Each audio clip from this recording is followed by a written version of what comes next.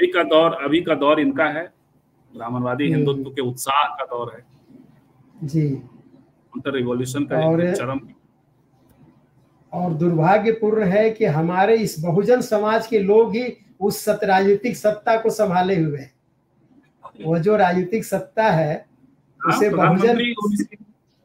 प्रधानमंत्री ओबीसी हिंदुत्व का एजेंडा लेकर चल रहा है।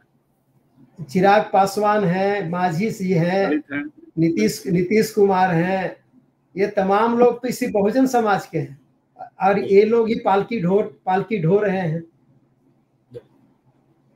तो आओ ब्राह्मण हम ढोएंगे पालकी, आओ ब्राह्मण हम ढोएंगे पालकी, जय श्री राम की जय श्री राम। दोस्तों नमस्कार, आप देख रहे हैं फ्रंट पेज, मैं गिरिजेश्वर प्रसाद।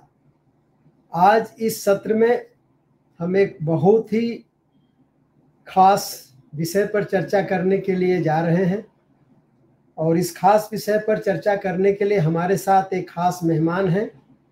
आप हैं श्री संजीव चंदन जी। आप एक लेखक हैं, पत्रकार हैं, स्तंभकार हैं और स्त्री काल पत्रिका के संपादक हैं और आप मेरे साथ पटना से अभी जुड़ रहे हैं। तो संजीव जी, हमारे फ्रंट पेज में आपका स्वागत है। आपने हमारे लिए समय निकाला, धन्यवाद, आभार और नमस्कार। आज हम चर्चा करेंगे संजीव जी के साथ अभी जो सुप्रीम कोर्ट का एक फैसला आया है एससी और एसटी के रिजर्वेशन को लेकर, और इसमें सुप्रीम कोर्ट का निर्णय यह है कि एससी और एसटी के आरक्षण में भी, आरक्षण के अंदर आरक्षण, categorization among the SC and ST, और इसको लेकर बहुत तरह की भ्रांतियां हैं, शंकाएं हैं, सवाल हैं। इनको लेकर इनके पक्ष में भी लोग खड़े हैं, इनके खिलाफ भी लोग खड़े हैं। तो आज संजीव जी से मैं अपने दर्शकों के लिए समझना चाहूँगा, हमारे दर्शकों को संजीव जी समझाएंगे कि आखिर इस फैसले के मायने क्या हैं, इनके क्या असर हो सकते हैं सामाजिक, राजनीतिक, और इसके निहितार्थ क्या है इस फैसले के। क्या ये एक जुडिशियल जजमेंट है या एक पॉलिटिकल जजमेंट है। तो अब मैं संजीव जी पर मैं ज़्यादा समय नहीं लेते हुए मैं संजीव जी के पास चलता हूं। संजीव जी, आपका स्वागत है एक बार फिर। देखिए भाई साहब, ये जजमेंट तो जुडिशियल ही है, लेकिन जुडिशस है कि नहीं ये सवाल है जी। और दूसरी बात कि चूंकि जुडिशियरी में वैसे लोग हैं बैठे जिनको आरक्षण को लेकर के उनकी अपनी धारणा है और अपने हिसाब से, अपनी धारणाओं के हिसाब से काम करते हैं। ये जरूर है कि बहुत बार पब्लिक ओपिनियन से अलग जाकर के जो निर्णय लेते हैं संवैधानिक व्याख्याएं, वो बेहतर करते हैं, इसमें कोई दो मत नहीं। सुप्रीम कोर्ट, भारत का सुप्रीम कोर्ट अब तक बहुत मामलों में एक बेहतरीन उदाहरण, न्यायिक व्यवस्था का बेहतरीन उदाहरण पेश करता रहा है जी जी। लेकिन इस मामले में सवाल उठता है कि आपने हमेशा एम्पिरिकल डेटा पे विश्वास किया है। आप जब ये निर्णय ले रहे थे तो आपके पास कौन सा डेटा था? आप खुद भी कह रहे हैं कि सरकारों, जजमेंट में भी है कि सरकारों को एम्पिरिकल डेटा लेकर के उसके बाद क्रीमी लेयर की बात कर रहे हैं कि एससी, जैसे ओबीसी में क्रीमी लेयर है, जैसे ईडब्ल्यूएस जिसको मैं सवर्ण कोटा कहता हूं, वो ईडब्ल्यूएस नहीं है, वो गरीबी के आधार का कोटा नहीं है। तो वहां भी लगा है क्रीमी लेयर, यहाँ भी क्रीमी लेयर, और आगे इसमें एससी एसटी में भी क्रीमी लेयर लगाया जाए। एक तो ओपिनियन 6 में से 4 जजों ने दिया है, 4 में से एक दलित जज है, BR गवई। और मूल जजमेंट है कि कोटा जो है रिजर्व SC ST के लिए उसको डिवाइड किया जाए इस आधार पर कि कुछ जातियों ने असर्प कर लिया है उससे मिलने वाले लाभ। जी। तो वही सवाल है कि आपके पास स्टडी क्या है, एम्पिरिकल स्टडी क्या है, डेटा क्या है। जाति गणना तो हुई नहीं, 1931 का ही डेटा है सब कुछ, तो इसलिए डाउट होता है। तो पहले तो ये प्रश्न डाउट होता है, बल्कि कंफर्म ही होते हैं कि उनकी अपनी अवधारणा जो आरक्षण को लेकर के है उसके आधार पे उससे संचालित है ये जजमेंट। इसमें न्यायिक विवेक अप्लाई नहीं किया गया। दूसरी बात कि आप जब आपने रिमार्क दे दिया वहां क्रीमी लेयर का, तो इसका अर्थ है कि भारत में किसी भी तरह का सामाजिक और शैक्षणिक आधार का आरक्षण रह ही नहीं जाएगा, सारा आरक्षण आर्थिक हो जाएगा। क्योंकि कथित EWS जो है उसमें क्रीमी लेयर लगा दिया, OBC में ऑलरेडी क्रीमी लेयर है और SC ST में क्रीमी लेयर लगा देंगे, तो फिर तो आर्थिक आधार हो गया, कहाँ रह गया सामाजिक और शैक्षणिक आधार। तो आप कह दीजिए कि भारत में किसी को भी जो है पूरा जो और सारे समूह इसमें आ गए, कोई बचा तो नहीं, तो कह दीजिए कि 8 लाख से नीचे की आय वालों को आरक्षण मिलेगा और उसको बांट दीजिए, जैसे बटा हुआ है अभी बांटना है ऐसे बांट दीजिए या जैसे बांट दीजिए। जो RSS का एजेंडा है, जो बीजेपी उसको फॉलो करती रही है, कहती कुछ रही है और उद्देश्य यही। ये संकट है इस पूरे जजमेंट में।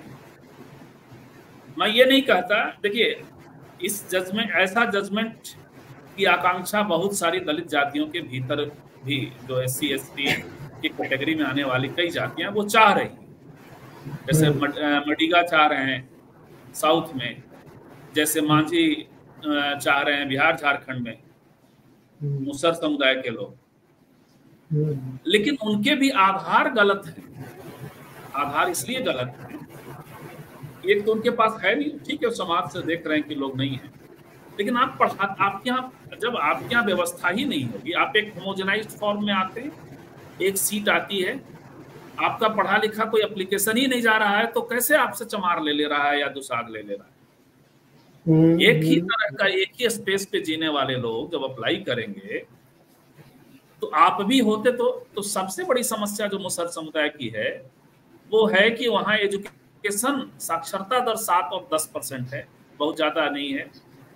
वहाँ ग्रेजुएट्स की संख्या बहुत कम है, न्यूनतम है 0 पॉइंट समथिंग है। तो एप्लीकेंट नहीं है, तो सामाजिक न्याय के दूसरी व्यवस्थाओं पर उनको जोर देना चाहिए। उनके जो भी नेता, जीतन राम मांझी या जो भी नेता इस पे बात कर रहे हैं, उनको मैं तो आश्चर्यचकित हूँ कि इतने दिनों तक रहने के बाद भी आपने कोई स्कूल आंदोलन नहीं किया, कोई शिक्षा आंदोलन खड़ा नहीं किया, कोई बड़ा स्कूल नहीं खड़ा किया अपने लोग के लिए। तो सिर्फ बांट देने से, इन्हीं मांझी जी ने बैकलॉग की समस्या उठाई थी जिस पर नीतीश जी ने इनको गालियां दी थी विधानसभा में, बहुत जेन्युइन सवाल उठाया था मांझी जी। तो बैकलॉग पहले से है और ये व्यवस्था लागू हो गई, यदि बढ़ गया तो और बैकलॉग बढ़ेगा।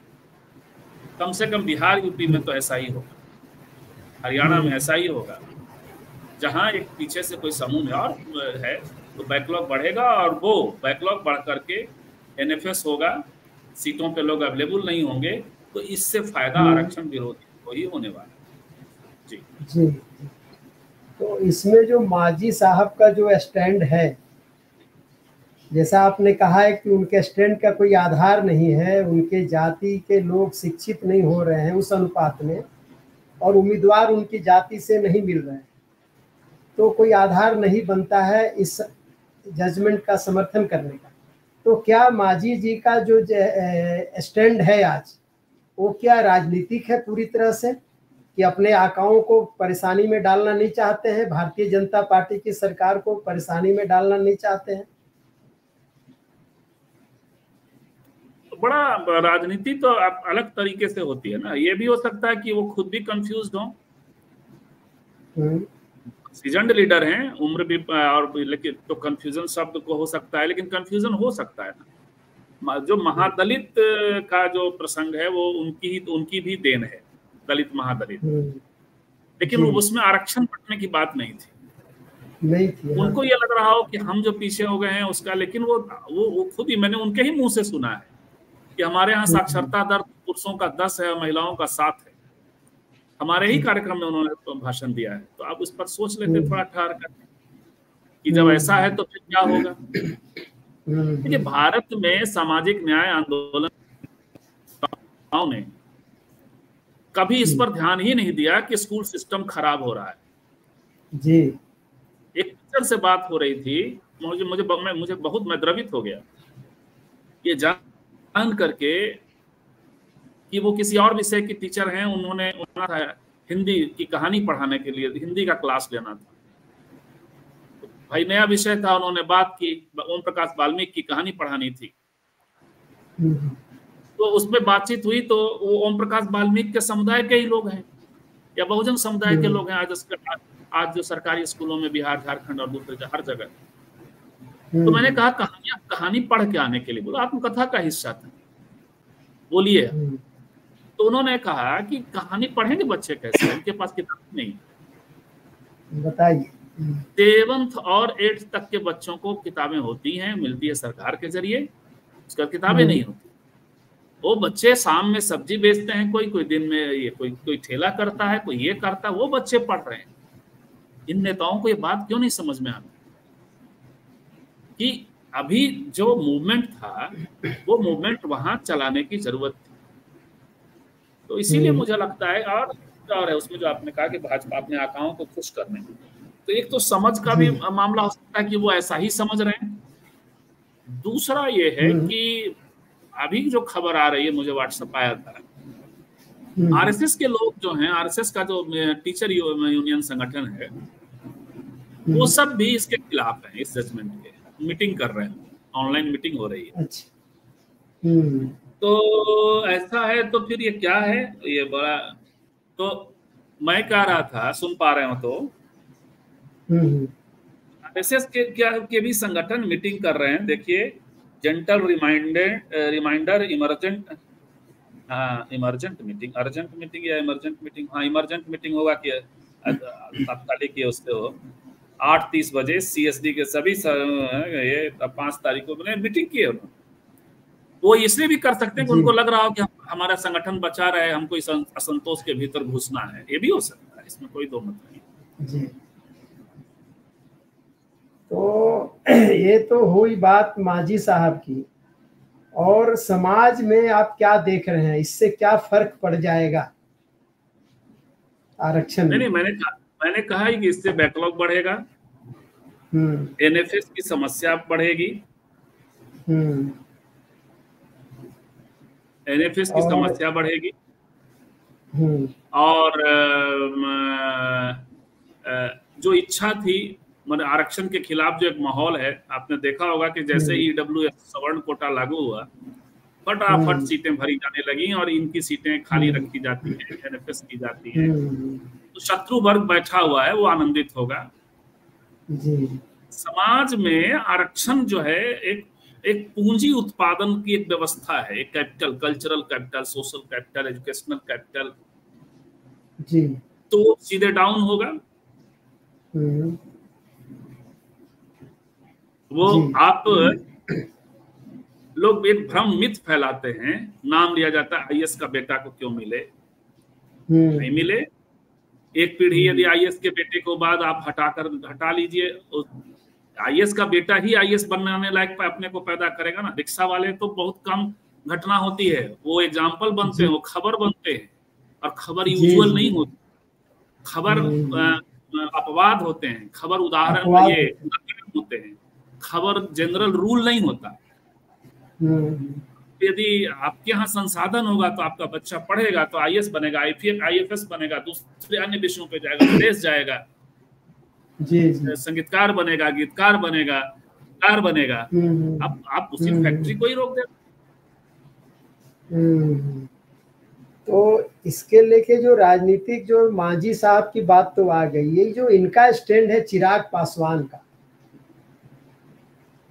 तो चिराग पासवान तो खुद सरकार में है, कहते हैं कि सुप्रीम कोर्ट में हम पिटीशन दायर करेंगे रिव्यू पिटीशन दायर करेंगे, कोर्ट से मांग करेंगे, जातिगत जनगणना की कोर्ट से डिमांड करेंगे, तो खुद सरकार है।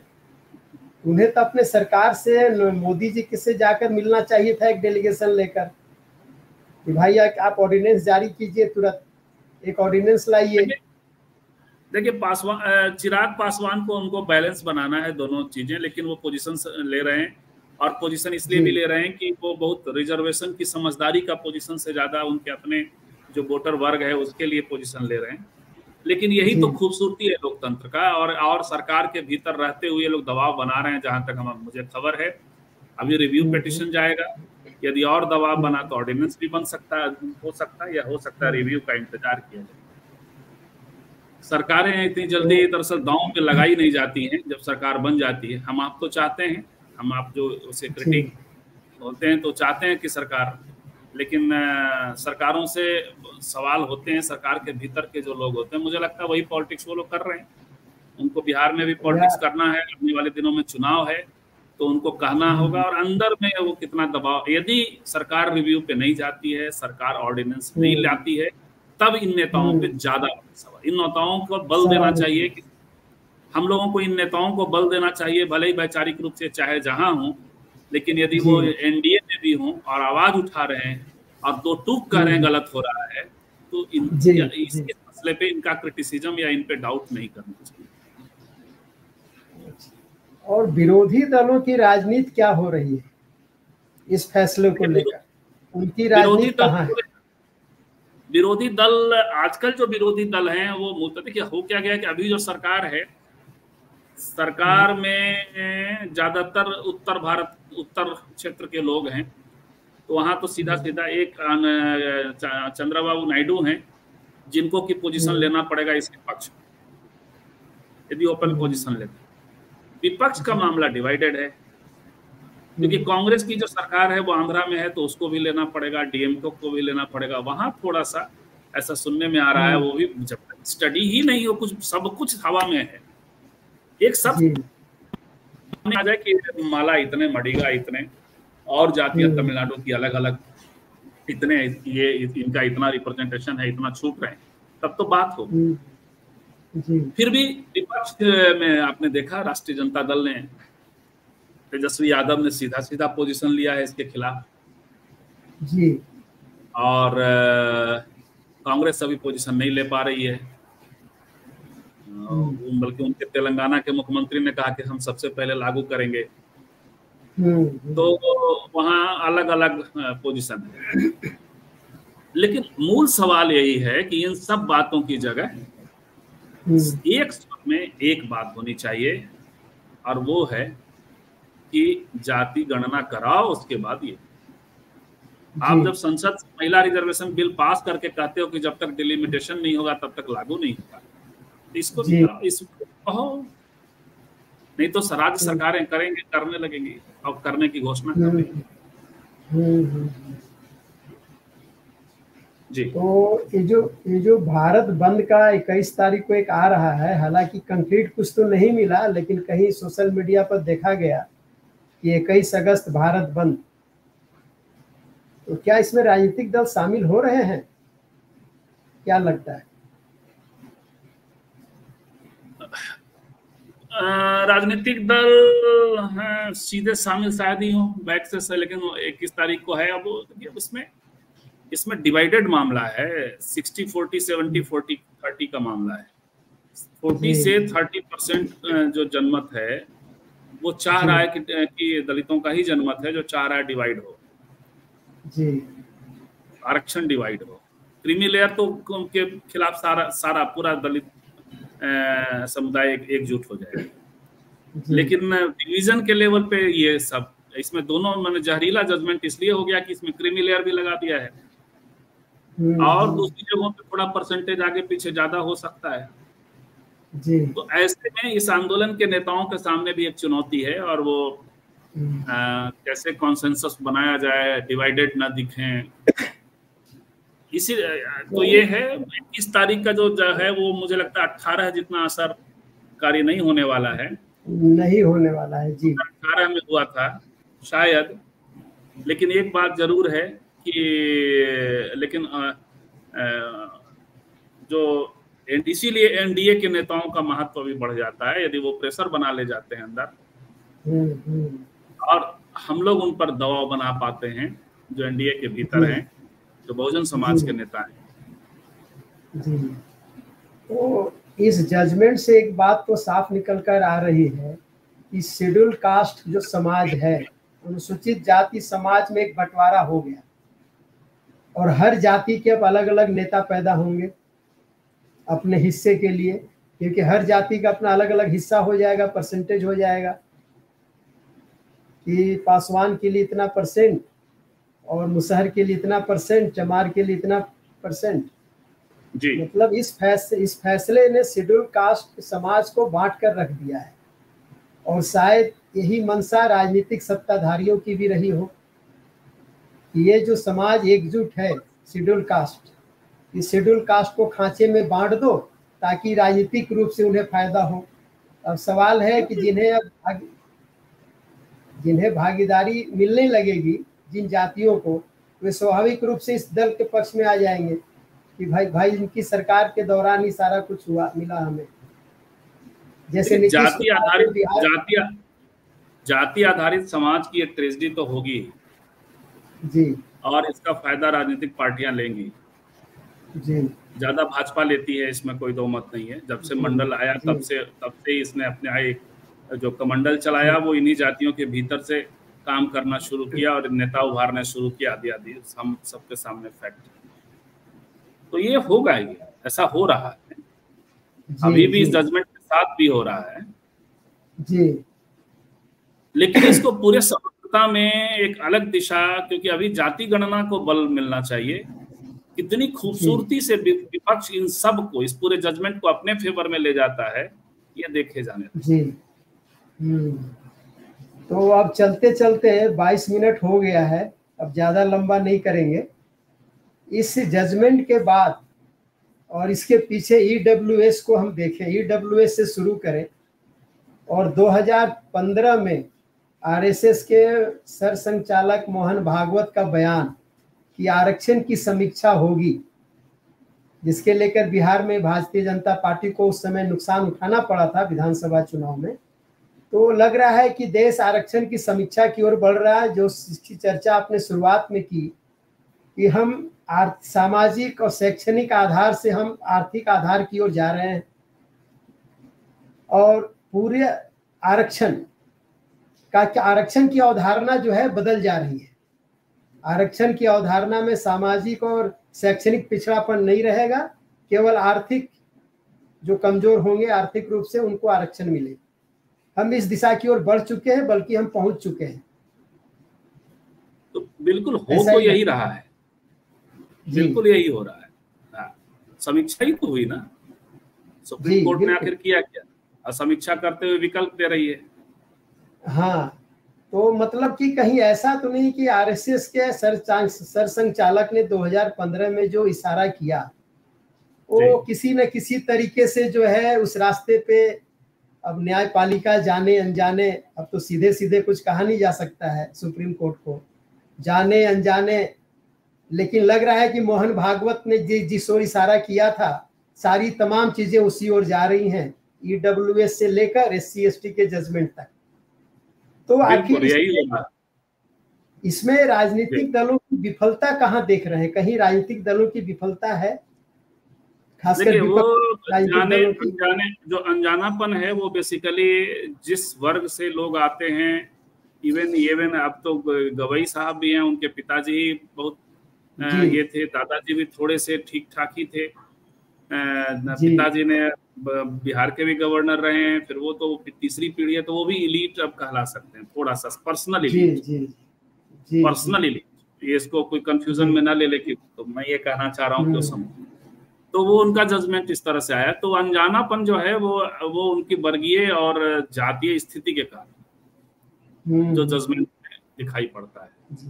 पॉलिटिक्स वहां छूट जाती है, और जैसे आपका इम्यून सिस्टम खत्म हो जाएगा तो बीमारियां घर जाएंगी। तो पॉलिटिक्स से मतलब जो पार्लियामेंट है वो न्यायपालिका को संतुलित करता है, और न्यायपालिका जो है वो पार्लियामेंट को संतुलित करती है। जी संतुलन खत्म हो जाएगा, सड़क के दबाव खत्म हो जाएंगे।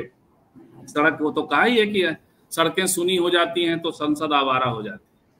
जी सड़क जी का दबाव खत्म हो जाएगा तो संसद आवारा हो जाएगी।